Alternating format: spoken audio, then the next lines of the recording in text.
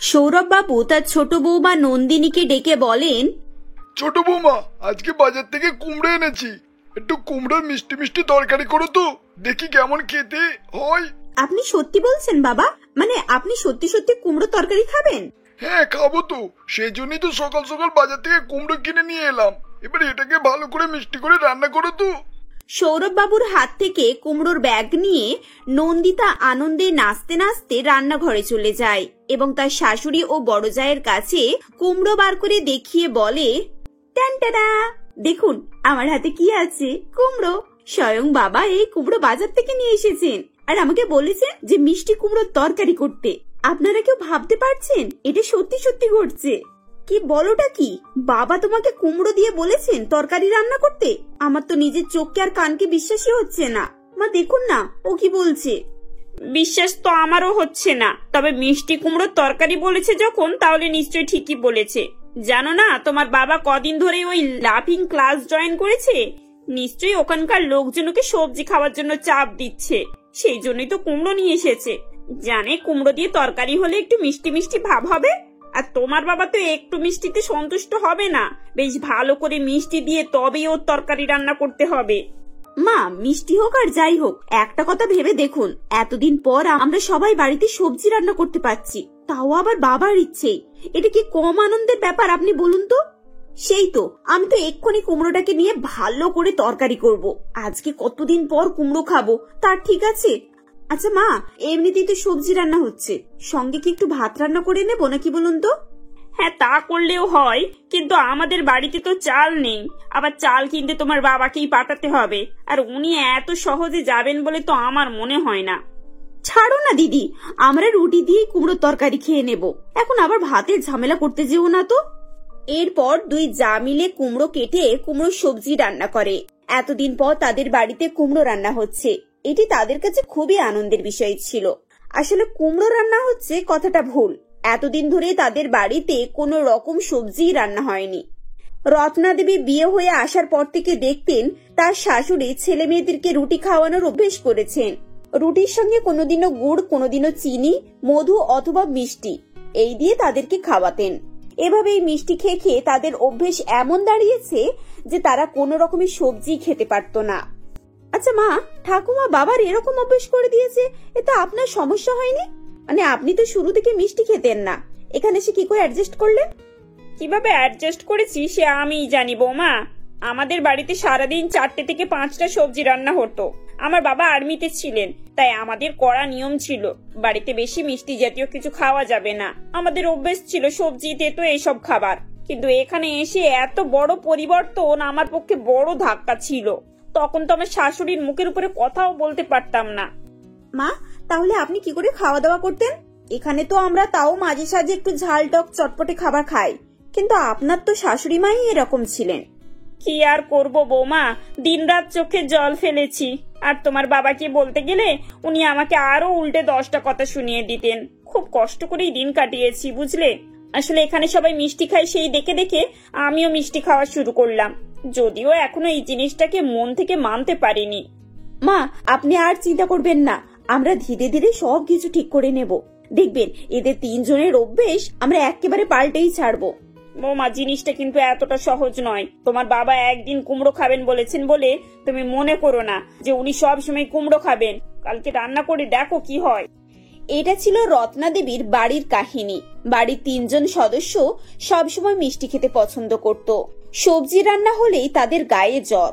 রত্না দেবীর ননদ বিয়ে হয়ে শ্বশুরবাড়ি চলে গেছে এবং শ্বশুরবাড়ি গিয়ে তার অভ্যেস আবার পাল্টে গেছে। সে এখন মোটামুটি সবার সাথে পড়ে সবজি খায়। তবে এখানে সৌরভ বাবু কারোর জোর চলতে দিতেন না।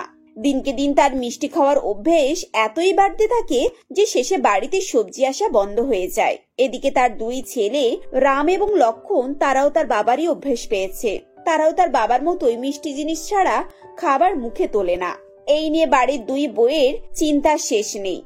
এক তো তাদের খাবার অভ্যেস পাল্টেছে, তাছাড়া মিষ্টি খাওয়ার অপকারিতা তারা খুব ভালো করেই জানতো, কিন্তু তাদের স্বামীদেরকে বোঝাতে গেলেই তারা উল্টে বউদেরকে একেবারে চুপ করিয়ে দিত। সেদিন মিষ্টি কুমড়ো তরকারি রান্না করে 2 বৌমা টেবিলে খাবার সাজিয়ে দেয় এবং সবাইকে খেতে ডাকে। সবাই চলে এসো, টেবিলে খাবার সাজিয়ে দেওয়া হয়েছে, চটপট খেয়ে নাও। এই নিন বাবা, তরকারিটা কেমন হয়েছে খেয়ে দেখুন। দেখে তো মনে হচ্ছে খুব ভালো হয়েছে, দাঁড়াও খেয়ে দেখি। বেশ ভালো হয়েছে, খারাপ হয়নি, খাওয়া যাবে। এটা কিসের তরকারি? আমাদের বাড়িতে এসব তরকারি রান্না হচ্ছে, ব্যাপার কি? একবার খেয়ে দেখো, তারপরে বলবে। এটা বাবা এনেছে কুমড়ো, আমরা মিষ্টি কুমড়োর তরকারি বানিয়েছি, খুব সুন্দর হয়েছে, রুটি দিয়ে খেতে না দারুণ লাগবে। মিষ্টি হোক বা টক বা তেতো, আমি এসব তরকারি খাই না, তোমরা ভালো করেই জানো। কেন এসব আজে বাজে রান্না করতে গেলে শুনি? আমি এসব কুমড়ো টুমড়ো খাই না, আমার জন্য একটু গুড় এনে দাও তাড়াতাড়ি, আর না হলে মিষ্টি, তাড়াতাড়ি করো। কি হলো, তোমরা এইভাবে দাঁড়িয়ে আছো কেন? তোমাদের তো এক্ষুনি বললাম এসব খাবার আমরা খাবো না, যাও তাড়াতাড়ি। পুরো মুডটাই নষ্ট করে দিল। নন্দিতা তাড়াহুড়ো করে রান্নাঘরে যায় এবং স্বামী ও ভাসুরের জন্য গুড় নিয়ে এসে টেবিলে রাখে। এরপর তাদের খাওয়া হয়ে গেলে দুই যা খেতে বসে। দেখলি তো ছোট, কোনো লাভ হলো না, এমনি এমনি এত কষ্ট করে রান্না করলাম, দুটো ভালো কথা শোনা তো দূরের কথা, উল্টে শুধু শুধু ঝাড় খেয়ে গেলাম। এদের জন্য না কোনো কিছু রান্না করাটাই বেকার, নিজেদের মুড খারাপ হবে আর বাকিদেরও। দিদি, এত সহজে কিন্তু আমাদের হার মানলে চলবে না। ওরা যেমন আমাদের নাকে দড়ি দিয়ে ঘোরাচ্ছে না, একদিন আমরাও ওদেরকে না এরকমই করব। আমি তো ঠিক করে রেখেছি, ওদেরকে সবজি না খাওয়ানো পর্যন্ত আমি শান্ত হয়ে বসবো না। ঠিক আছে, চেষ্টা করে দেখা যাক। ওরা দুই ভাই যদি সত্যি সত্যি সবজি খায় আর নিজেদের অভ্যাস পাল্টে ফেলে, তাহলে তো এর থেকে খুশির আর কিছুই হবে না।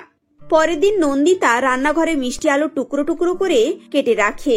তখন আলিয়া তাকে জিজ্ঞাসা করে, নন্দিতা, মিষ্টি আলু কেটেছো কেন? এটা কি হবে? তুমি কি আজ আবার মিষ্টি আলুর সবজি রান্না করবে? জানো তো কালকে কি হয়েছে, আবার আজকেও ঝাড় খাওয়ার শখ হচ্ছে নাকি? আরে না না, ওসব আর কিছু খাবার শখ হচ্ছে না। তুমি দেখো না আমি কি করি। এমনিতে ওরা গাজরের হালুয়া আর সব রকমের হালুয়া খেতে পছন্দ করে। আজকে আমি মিষ্টি আলুর হালুয়া করে নিয়ে যাব, আর ওদেরকে বলবো যেটা একটা নতুন ধরনের হালুয়া বানিয়েছি। ঠিক আছে, আজ যদি তুমি ওদের দুজনকে বোকা বানাতে পারো, তাহলে আমার তরফ থেকে তোমার কাছে একটা আইসক্রিম ফ্রি। সন্ধ্যাবেলা আমি তোমাকে আইসক্রিম খাওয়াবো। একটাতে হবে না, আমার কিন্তু দুটো আইসক্রিম চাই। দিদি, এমনিতেও 6 মাস হয়ে গেল আইসক্রিম খাইনি, তারপর তুমি লোভ দেখাচ্ছ, ভুলে যেও না কিন্তু। এমন সময় রত্না দেবী সেখানে আসেন আর তাদেরকে বলেন, কি বৌমা, তোমরা দুজনে এত হাসাহাসি করছো, কি ব্যাপারটা? কি কিছু হয়েছে নাকি? হ্যাঁ মা, অনেক বড় ঘটনা ঘটে গেছে। আচ্ছা, একবার কড়াইটাতে উঁকি মেরে দেখুন তো, এটা কিসের হালুয়া হয়েছে, চিনতে পারছেন কিনা? না তো, এটা কোন জিনিসের হালুয়া গো? আমি তো কিছু বুঝতে পারছি না। এটা কি কোনো ডালের হালুয়া হয়েছে? দাঁড়াও খেয়ে দেখি। এরপর রত্না দেবী হালুয়া থেকে একটু খেয়ে দেখেন, কিন্তু তিনি কিছুই বুঝতে পারেন না। দেখো বৌমা, এটা কোন জিনিসের কোন সবজির হালুয়া সেটা তো আমি বুঝতে পারছি না, কিন্তু কি সবজি সেটা আমি ধরতে পারছি। দেখলে তো দিদি, সবজি খেয়ে অভ্যস্ত, তাও কিন্তু মা ধরতে পারছে না এটা কোন জিনিসের হালুয়া। তাহলে যারা সারা জীবন সবজি খায়নি তারা কি করে ধরবে বলো তো? হ্যাঁ, এই কথাটা কিন্তু তুমি ঠিকই বলেছো, ওরা বুঝতে পারবে না জানো এটা কি জিনিসের হালুয়া। আচ্ছা বাবা, তোমরা অন্তত আমাকে তো বলো এটা কোন জিনিসের হালুয়া, আমি তো বুঝতে পারছি না। মা, এটা হচ্ছে মিষ্টি আলুর হালুয়া, খেতে মজা হয়েছে না? এটা আমরা আজ আপনার ছেলেদেরকে খাওয়াবো, ওরা তো কেউ ধরতেই পারবে না।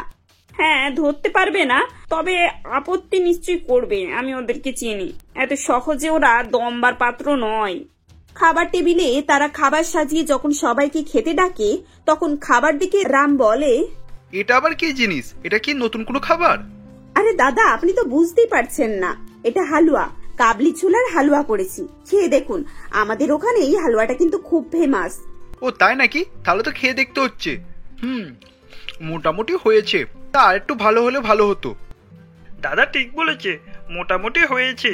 হয়তো 10-এর মধ্যে তোমরা এই হালুয়াতে 4 পাবে, এর থেকে বেশি পাবে না। সে কি, আমি এত পরিশ্রম করে এই হালুয়া রান্না করলাম আর তুমি আমাকে 10-এর মধ্যে 4 দিচ্ছ? আচ্ছা বাবা, আপনি হালুয়াটা খেয়ে দেখুন তো, আপনার কেমন লাগছে? বৌমা, হালুয়া তো বেশ ভালোই হয়েছে। এই হালুয়ার জন্য আমি তোমাকে 10-এর মধ্যে 8 দিলাম। কি বলো বাবা, আজকাল দেখছি তোমার মুখের টেস্ট একদম পাল্টে গেছে। যাই হোক, হালুয়া খুব একটা খারাপ হয়নি, মোটামুটি খাওয়া যাবে। রাম যেই কথাই বলতো, লক্ষণ তার দাদা নকল করত। দাদার কথা শুনে লক্ষণও তার কথাই সায় দেয়। এদিকে 3 শাশুড়ি বৌমা একে অপরের মুখ চাওয়াচাওয়ি করে এবং মুখ টিপে হাসাহাসি করতে থাকে। পরের দিন থেকে নন্দিতা সব রকম সবজি দিয়ে একটা একটা করে হালুয়া তৈরি করত এবং প্রত্যেকদিন তাদেরকে খেতে দিত। খাবার টেবিলে ছেলেরা যখন জিজ্ঞেস করত যে এটা কোন জিনিসের হালুয়া, তখন তারা কোনো না কোনো ডাল, সুজি, বেসন, আটা, ময়দা ইত্যাদি নাম করে চালিয়ে দিত। এভাবেই বেশ কিছুদিন কাটার পর একদিন অফিস থেকে ফেরার পথে দুই ভাই তাদের দুই বউকে সবজির দোকানে দাঁড়িয়ে সবজি কিনতে দেখে। আরে দাদা দেখো, ওটা নন্দিতার বৌদি না? ওরা এখানে সবজি কিনছে, কিন্তু আমাদের বাড়িতে সবজি লাগে না। বুঝতে পারছিস না, এতদিন ধরে ওরা আমাদের বোকা বানিয়েছে। আমি তো আগেই ধরে ফেলেছিলাম, কিন্তু এতদিন প্রমাণের অভাব ছিল। আজ আমি ওদেরকে 12টা বাজিয়ে ছাড়বো। এই বলে রাম রাগে গজগজ করতে করতে বাড়িতে যায় এবং সবার সামনে দুজনকে চিৎকার করে এসব কথা বলে। ঠিক এমন সময় সৌরভ বাবু সেখানে এসে হাজির হন এবং তিনি বলেন, খবরদার বলছি, বৌমাদের কিছু বলবি না। ওরা পরের বাড়ির মেয়ে, অনেক কষ্টে এ বাড়িতে এসেছে। তোদের মতো করে অ্যাডজাস্ট করার অনেক চেষ্টা করেছে। ওরা তোদের জন্য নিজের খাবারেও অভ্যাস পাল্টে ফেলেছে। তোরা যাতে ভালো থাকিস সেই জন্য ওরা সবজি হালুয়া করে খাওয়ায়। আজকে কিনা তার উপর তোরা রাগ করছিস। বাবা, তুমি এসব কিছু জানতে, তাও তুমি ওদেরকে কিছু বলনি? হ্যাঁ, ওরা দুই বোন আমাকে সবকিছুই আগে থাকতে জানিয়েছে। আর ছোট বউ আমাকে ভালো করে বুঝিয়েছে যে সবজি খাওয়ার কত উপকারিতা আছে। আজকে যদি আমি প্রথম থাকতে সবজি খেতাম, তাহলে আজকে আমার শরীরটা এরকম সমস্যা হতো না। আর তোদেরকেও বলছি, এখন থাকতেই শুধরে যা। বৌমা, আজকে থেকে বাড়িতে শুধু সবজি রান্না হবে, আর হালুয়ার মিষ্টি সপ্তাহে একবার। বাড়িতে যার খাওয়ার ইচ্ছা হবে সে খাবি, আর না হলে সে নিজের ব্যবস্থা নিজে করে নেবে। তবে এই রুটিং এর হেরফের যেন না হয়। ব্যাস, আর কি করার ছিল। এতদিন সৌরভ বাবুর কথা অনুযায়ী বাড়িতে মিষ্টি জাতীয় জিনিস রান্না হতো, এখন তার কথা অনুযায়ী বাড়িতে শুধু সবজি রান্না হয়। ধীরে ধীরে দুই ছেলে সবজি খাওয়ার অভ্যেস তৈরি করে। এভাবেই তাদের বাড়িতে সবার সবজি খাওয়া শুরু হয় এবং সংসারে সুখ স্বাচ্ছন্দ্য ও শান্তি ফিরে আসে।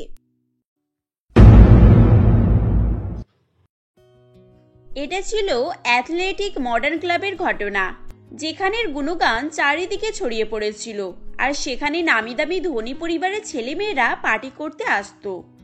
এমনই সেদিন দুই বোন সৌমিলি ও শ্রীজাতা পার্টি করছিল। ঠিক সেই সময় ওই শহরের সবথেকে বড় বিজনেসম্যান অভিষেক ব্যানার্জির ছেলে স্যান্ডি তার বন্ধুদেরকে নিয়ে ক্লাবে আসে। এরপর তারা কাউন্টারে গিয়ে বলে, এই ভাই, তোরা ব্লেন্ডার স্প্রাইট খাবি তো? তাহলে আমি সকলের জন্য একই অর্ডার করছি। এই যে দাদা, আমায় ব্লেন্ডার স্প্রাইটে 4টে পাইট দাও তো। হ্যাঁ, তার সঙ্গে কিছু চিপসও নিয়ে আসবে। তাহলে এখন আমরা ওখানে গিয়ে বসছি, আর আপনি মনে করে ওয়েটারকে বলে একটু টেবিলে সার্ভ করে দেবেন, ওকে? হ্যাঁ, কিন্তু স্যার ব্লেন্ডার স্প্রাইটটা শেষ হয়ে গিয়েছে। এই একটু আগে লাস্ট 2টো বোতল ছিল, ওই যে কর্নারে টেবিলে ম্যাডামরা বসে আছে এইমাত্র নিয়ে গেলেন। তা আপনি অন্য কিছু অর্ডার দিতে পারেন। এই স্যান্ডি, আমি জানতাম এই ক্লাবে সব থেকে বড় লোক তুই, কিন্তু এখন ওই মেয়ে দুটো কারারে যে এত দামি ড্রিঙ্কস করছে। হ্যাঁ, সেটা তো আমিও ভাবছি, আর আমার থেকে ধনী কেউ আছে বলে আমি তো আগে জানতাম না। আর যেখানে মেয়েগুলো ড্রেস দেখে তো ধনী বাড়ির মেয়ে বলেই মনে হচ্ছে। তাহলে বাদ দে রে ভাই, এখন আমাদের ভাগ্যে নেই, আর আমরা কি করব বল? আসলে স্যান্ডি ঠিকই বলছিল। সৌমিলি ও শ্রীজাতাকে দেখে খুবই ধনী বাড়ির মেয়ে বলেই মনে হচ্ছিল, কিন্তু সৌমিলি ও শ্রীজাতা একটি দারিদ্র বাড়ির মেয়ে ছিল। তারা তার মা মিনতি দেবীর সঙ্গে মাধবপুর নামক গ্রামে বাস করত। মিনতি দেবীর স্বামী বহু বছর আগেই মারা গিয়েছিল, তাই মেয়েদের ও নিজের পেটের দায়ে মিনতি দেবীকে এক প্রকার বাধ্য হয়েই শহরে আসতে হয়। মিনতি দেবী শহরে একটি স্টেশনে কুলির কাজ করত। এতে করে তাদের মোটামুটি সংসার ভালোভাবেই চলে যেত। কিন্তু সৌমিলি ও শ্রীজাতা শহরের পরিবেশে বড় হওয়ায় তাদের আবভাব, আচার আচরণ শহরের ছেলে মেয়েদের মতোই হয়ে গিয়েছিল। তাই তারা ছোট ড্রেস পরা থেকে শুরু করে বারে ও ক্লাবে গিয়ে ফুর্তি করত। সেদিনও তারা অ্যাথলেটিক মডার্ন ক্লাবে গিয়ে ড্রিঙ্ক করছিল। তখন সৌমিলি শ্রীজাতাকে বলে, এই বোন, আমরা তো ড্রিঙ্কগুলো নিয়ে নিলাম, কিন্তু আমাদের কাছে তো অত টাকা নেই, আমরা বিল পে কি করে করব? আরে দূর, ওইসব বাদ দে তো। আমি ড্রিঙ্ক করার সময় অন্য কোনো চিন্তা মাথায় আনি না। আগে মন ভরে ড্রিঙ্ক করতে দে, তারপর দেখা যাবে। আরে সেটা বললে হয় নাকি? আমার খুব ভয় করছে। এখন টাকা না দিলে আমাদেরকে যদি পুলিশের কাছে ধরিয়ে দেয়, তখন কি হবে? তুই শুধু শুধু ভয় করিস না তো, আমি আছি তো, চিন্তা করিস না। দরকার পড়লে এখানে বাসন মেজে এদের টাকা শোধ করে দিয়ে যাব। এখন টেনশন না নিয়ে এনজয় কর, এনজয়। এই বলে সৌমিলি ও শ্রীজাতা ড্রিঙ্ক করতে থাকে। এভাবেই কিছুক্ষণ সময় কেটে যায়। এদিকে তাদের ড্রিঙ্ক করাও কমপ্লিট হয়ে যায়। এরপর সৌমিলি শ্রীজাতাকে বলে, এই এবার তো ড্রিঙ্ক শেষ হয়ে গেল, এবার কি করবি সেটা তো বল, আমার যে খুব টেনশন হচ্ছে।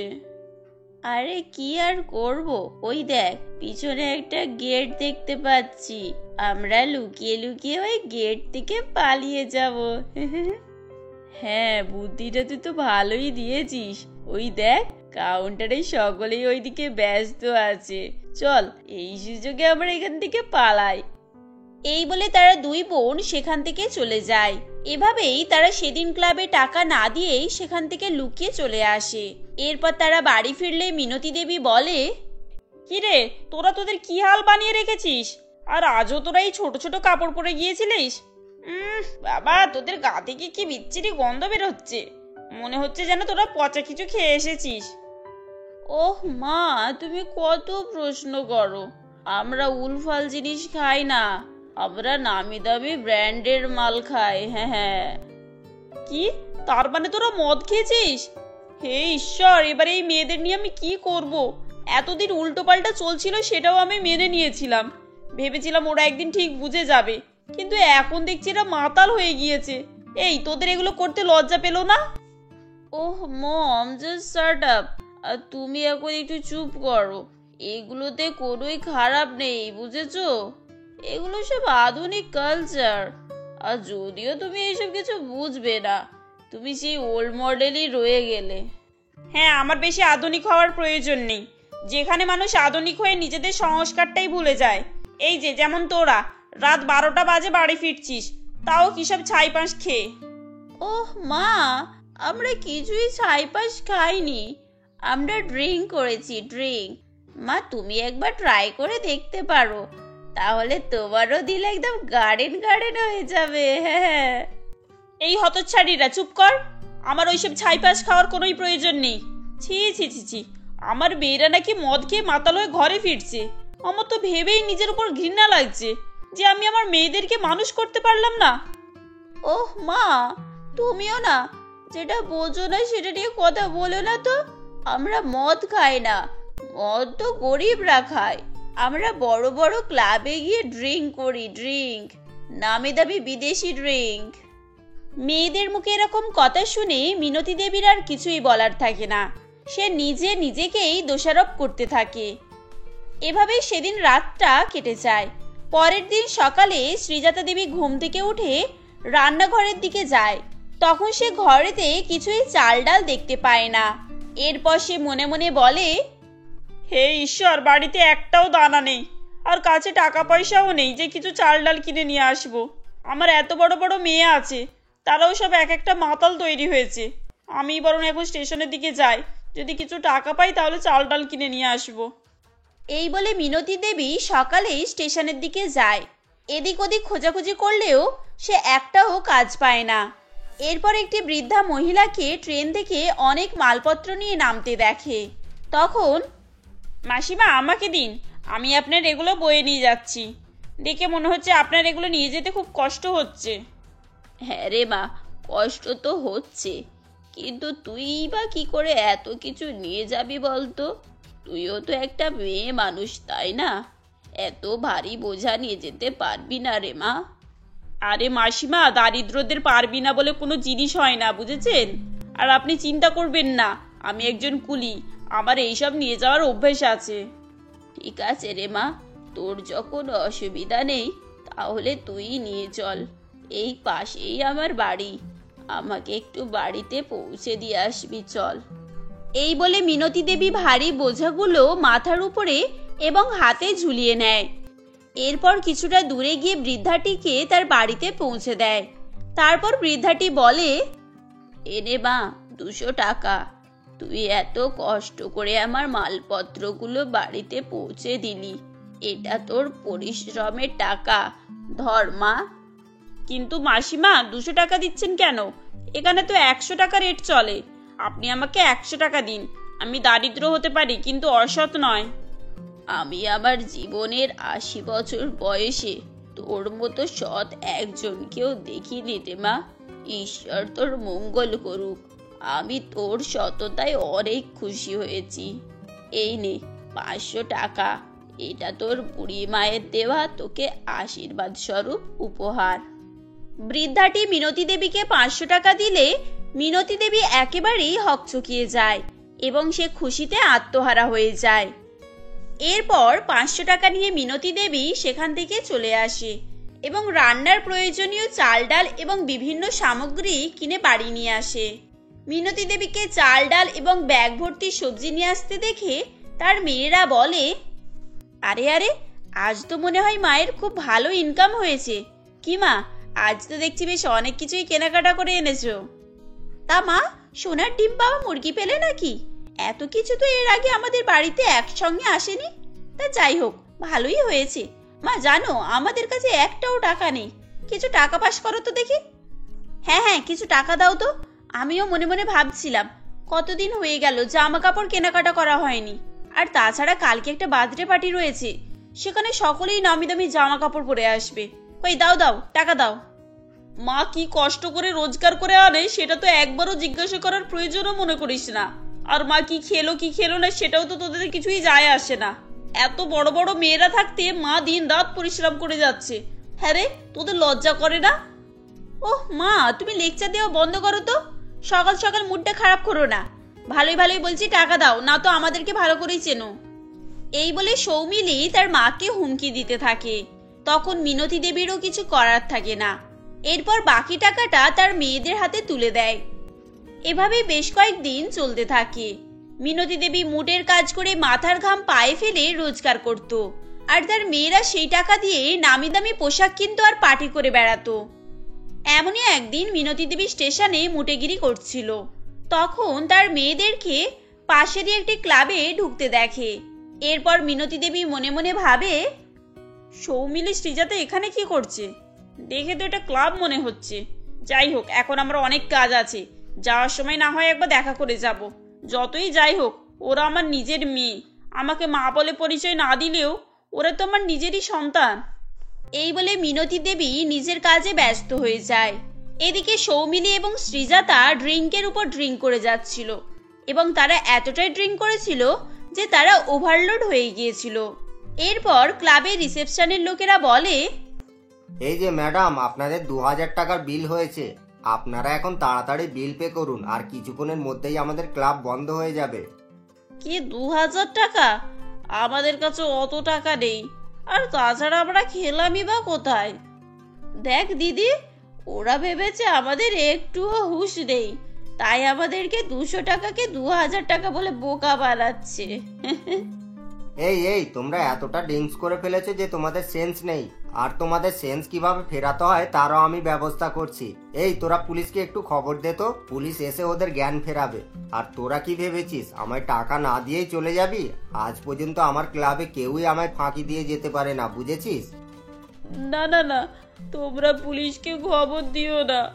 আমরা ভালো বাড়ির মেয়ে, আমি কথা দিচ্ছি তোমাদের টাকা আমি ফেরত দিয়ে দেব। সৌমিলি এবং শ্রীজাতা কান্নাকাটি করে টাকা ফেরতের কথা বললেও ক্লাবের লোকেরা তাদের একটিও কথা শোনে না এবং তাদেরকে পুলিশের হাতে তুলে দেওয়ার সিদ্ধান্ত নেয়। ঠিক সেই সময় মিনতি দেবী সেখানে সে উপস্থিত হয় এবং সমস্ত কিছু শোনার পর বলে, দাদা, দয়া করে এদেরকে পুলিশের হাতে ধরিয়ে দেবেন না। আমি আপনার টাকা সব ফিরিয়ে দিচ্ছি। এই নিন আপনার 2000 টাকা। চল মা, বাড়ি চল। মিনতি দেবী এভাবেই এসে তার মেয়েদের সম্মান রক্ষা করে। এরপর তারা বাড়ি চলে আসে। এভাবেই সেদিন রাতটা কেটে যায়। পরের দিন তাদের জ্ঞান ফিরলে তারা মনে মনে অনেক লজ্জাবোধ করতে থাকে এবং তারা তাদের মায়ের কাছে গিয়ে ক্ষমা চাইতে থাকে এবং তারা তার মাকে কথা দেয় যে তারা এরকম আর কোনোদিনও করবে না। মিনতি দেবী তার মেয়েদের পরিবর্তন দেখে খুবই খুশি হয়ে যায় এবং তার মেয়েদেরকে ক্ষমা করে দেয়। এভাবেই তারা তাদের আগের জীবনকে বর্জন করে সুস্থ স্বাভাবিক জীবনে ফিরে আসে, যার ফলে তাদের সংসারে আর কোনোই অশান্তি থাকে না এবং তারা 3 মা মেয়ে একসঙ্গে সুখে শান্তিতে বসবাস করতে থাকে।